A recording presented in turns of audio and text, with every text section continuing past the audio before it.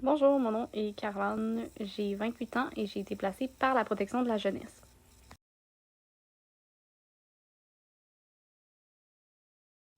Puis en fait, j'ai aucune idée qui a fait le signalement. J'ai pas eu accès à mon dossier, donc j'ai pas pu avoir cette information-là, mais je me doute probablement que c'est l'école ou peut-être un proche à moi, je sais pas.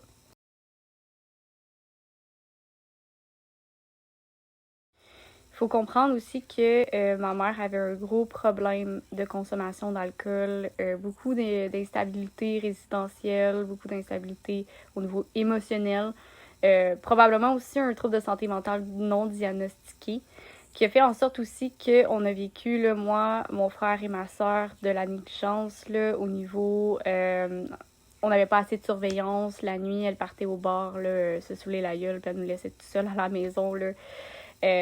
Sinon, des fois, le frigo était vide parce qu'en fait, elle dépensait tout son argent là, dans sa consommation. Donc, on a vraiment manqué de nourriture assez souvent. Puis, quand elle était dans un état de consommation avancée, elle devenait vraiment violente. Donc, moi, ma soeur et mon frère, on a reçu des coups. Donc, c'est sûr qu'à l'école, on arrivait là, avec des bleus, des lésions sur le corps qui étaient juste...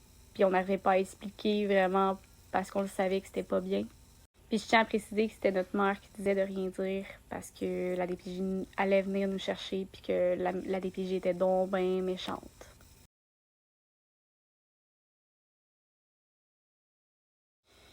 L'annonce de placement, en fait, c'est pas vraiment une annonce, je dirais plus une mauvaise surprise. En fait, il y a des policiers qui sont venus me réveiller en pleine nuit chez moi, vu que ma mère devait être incarcérée pour une raison que j'ignore encore à ce jour.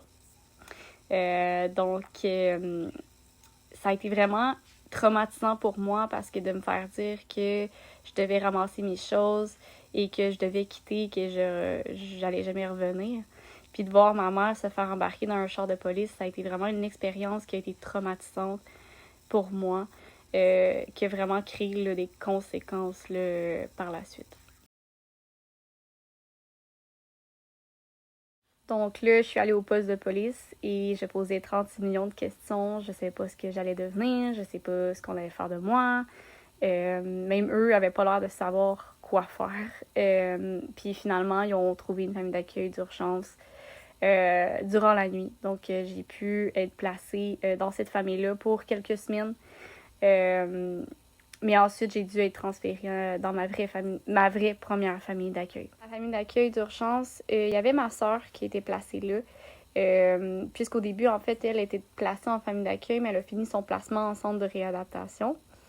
Puis en fait, j'étais vraiment contente d'avoir ma sœur. J'avais vraiment un point de repère. J'avais quelqu'un à qui parler, qui comprenait vraiment ma situation. Mais malheureusement, après quelques semaines, ils ont dû me placer dans une vraie famille d'accueil. Puis vraiment, ça, je l'ai trouvé ça difficile de pas être avec ma soeur et mon frère. J'ai trouvé ça vraiment crève-cœur d'être privée de ma soeur et de mon frère.